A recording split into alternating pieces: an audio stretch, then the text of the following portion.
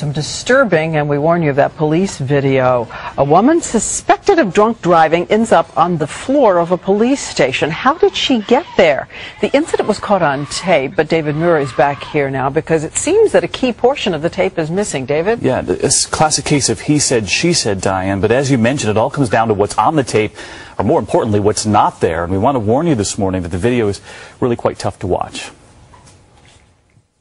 You're not going to let me call anybody. You're not going to let me call anybody. Angela Garbarino, seen here, was arrested last November on suspicion of DWI by Shreveport, Louisiana police. On the tape, you can hear her repeated demands to make a phone call. I have a right to call somebody right now, and I know that. Is this on the record? It's good. Wiley Willis, the arresting officer, has been trying to read her rights, but he runs out of patience, and things turn ugly. What happens after that is a mystery. You understand, man? Yeah, I understand. Because as you can see, the officer turns off the camera. When the recording resumes, Garbarino is lying in a pool of her own blood. Another officer takes a look before she's taken away on a stretcher. Garbarino suffered 2 black eyes and cuts to her face, along with 2 broken teeth and bruises. She says the officer beat her up.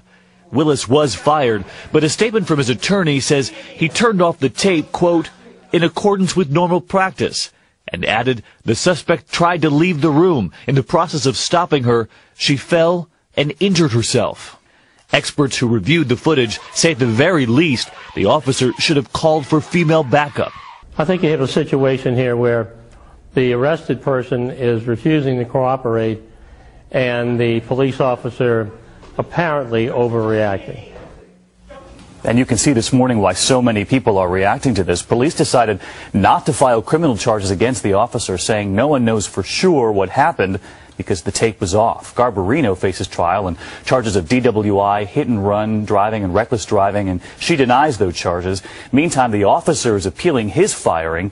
A Shreveport police spokesman says there's no specific law, but typically suspects in Shreveport get processed, booked, and then they get to make a phone call. But when he says he turned off the tape in accordance with common practice or with practice, what does that mean? Yeah, that's what I was wondering. And apparently, according to police policy in that jurisdiction, if they do not agree to take a sobriety test and get booked, then they're allowed to turn off the tape, which makes you wonder, is it time to revisit the policy? Very strange. Okay, thank you.